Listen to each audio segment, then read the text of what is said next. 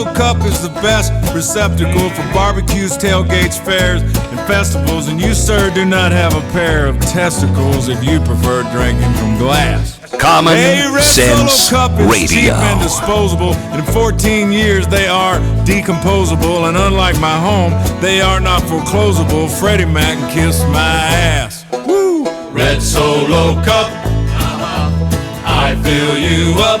Let's have a party. Let's have a party. Good morning, you bunch of drunks. Toby Keith to sing this at the inauguration. Awesome. This would be perfect. As perfect as the presence of Todd Starnes. Mercenary radio reporter Todd Starnes. Does that make me crazy? Well, I've been busy waxing my dinghy. Does that make me crazy? Smoking pot from a bong. Does that make me crazy?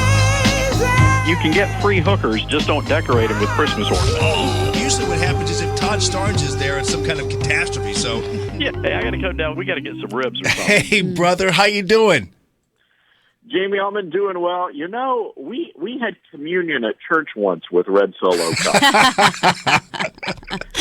It was one heck of a communion. Oh, I bet it was. It's something else. That song fits all occasions as far as I'm concerned. So, Indeed. The question I have is, I know who Toby Keith is. I just don't know who Jennifer Holliday is. So that's good enough for me.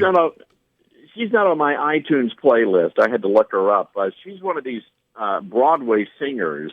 She won a Tony Award, which is a big award for the theater industry here in New York City.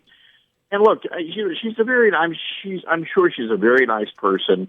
But being on Broadway, she has a very large gay and lesbian and transgender and non-binary gender fluid fan base. And so when she agreed to perform at the inauguration, they went bonkers. And it can be a little unsettling for people to come under attack by the gay and lesbian and transgender and non-binary gender fluid crowd if you haven't been attacked by them before. So I can understand why she pulled out of the inauguration. Well, here's the thing, though. It's interesting that she would pull out of the inauguration of the one Republican who actually mentioned the LGBT community in a speech at the convention, which is something no other Republican has ever done. So I find that odd that she would consider that to be something still that she would want to pull out of. Well, look, I mean, Donald Trump, I think it's safe to say he may be the most pro-LGBT Republican president in history. He has a very strong relationship with the LGBT community.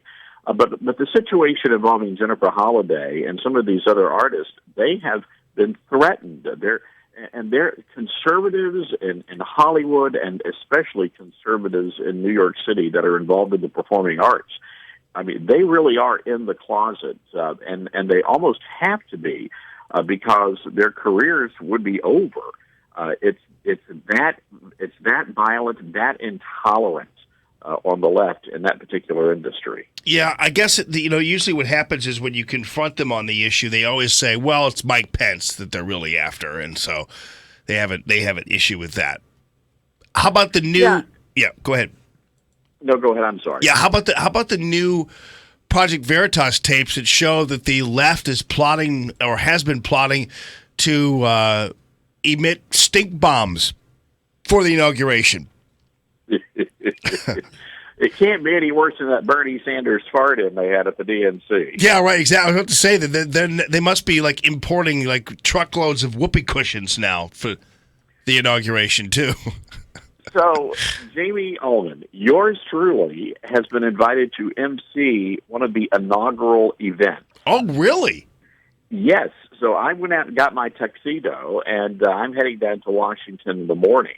But apparently all the Christian evangelicals are throwing a big party, and they've asked me to MC. Oh, that's awesome. Now, are you divulging where that is or what that is? It's not the Deplorable, I know that. You're not going to be there, but... Right. No. This is going to be at the Washington Hilton, and then I'll be at another event Friday night. The inaugural bash for the Christians is on Thursday night. And then they said on Friday morning I was supposed to deliver this part of this prayer service with like Joel Osteen and all these people. And they want me to pray for the media. And they said, you got 30 seconds. I said, if you want me to pray for the media, I may need about a half an hour.